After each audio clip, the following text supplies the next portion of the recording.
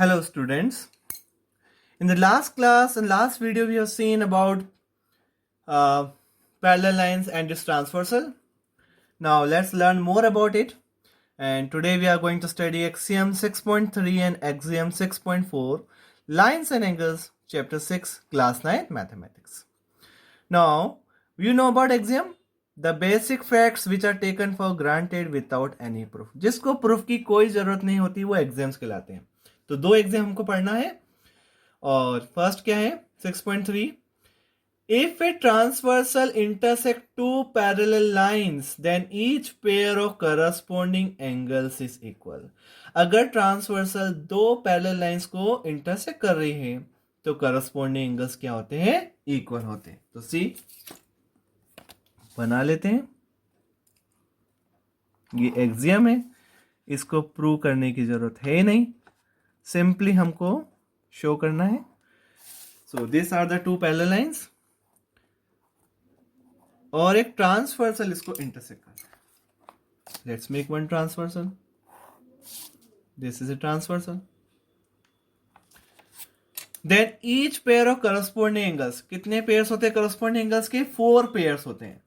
So name कर देते हैं सबको 1 2 3 4 5 6 7 एंड 8. ये तो हमने एंगल्स के नेम कर दिए. अब करस्पॉन्डिंग एंगल्स क्या होते हैं? अगर ट्रांसवर्सल, ये हो गया M, ये हो गया N और ये T हो गया. Given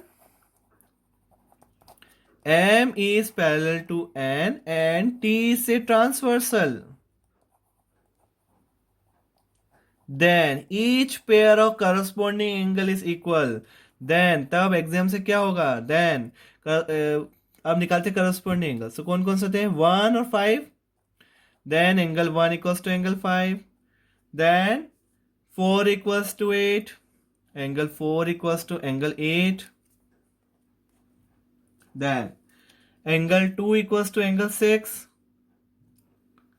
first, second, third. Angle 2 angle 6 के इक्वल होगा. और फोर्थ एंगल 3 एंगल 7 के इक्वल होगा. So this are the 4 pairs of corresponding angles. ये इक्वल होंगे. ये हमारी एक्सियम है, इनको प्रूव नहीं करना है हमको.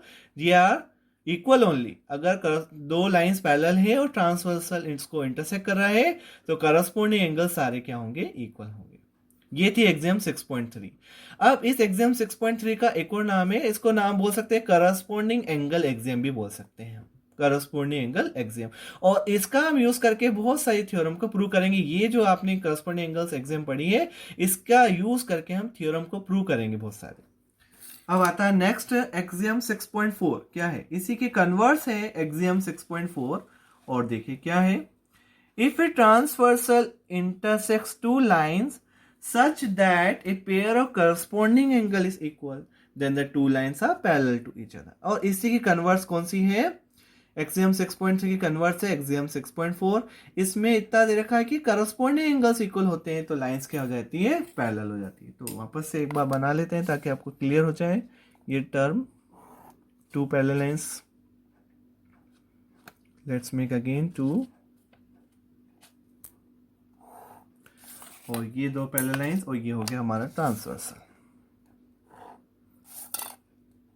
अभी पैरेलल लाइंस नहीं है, they are not parallel lines. हमने सिंपली लाइंस बोला है. अब दो लाइंस है और एक ट्रांसवर्सल उसको इंटरसेक्ट कर रहा है और इस तरह से कर रहा है such that let us name it first angles 1 2 3 4 5 6 7 and 8.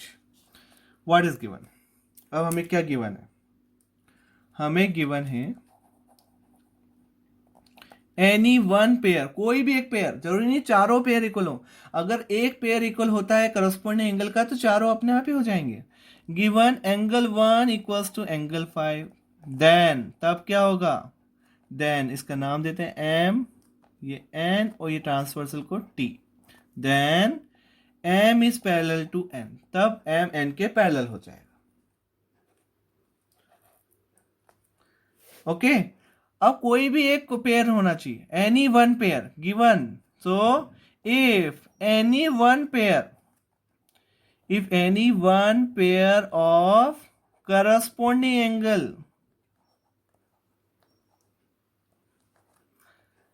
if any one pair of corresponding angle is equal, then lines are parallel. तब लाइंस क्या हो जाएगी? पैरेलल हो जाएगी. कोई सा भी एक पेयर होना चाहिए. एदर कौन कौन सा हो सकता है? एदर 1 इक्वल्स टू 5 और 4 इक्वल्स टू 8. कोई सा भी एक आ जाए एग्जाम में. 2 इक्वल्स टू 6 और 3 इक्वल्स टू 7. इन चारों में से अगर कोई भी एक पेयर इक्वल हो जाता है तो हम कह सकते हैं कि लाइंस क्या होगी? पैरेलल होगी. और ये हो गई एग्जाम 6.4. तो इन दो एग्जाम का यूज करके 6.3 और 6.4 का एग्जाम का यूज करके हम थ्योरम्स प्रूव करेंगे. और आपको ये अच्छे से याद होना चाहिए कि कैसे लगती, कैसे अप्लाई करना है इसको. So I hope you understood children all this, both the exams. Thank you so much for watching the video.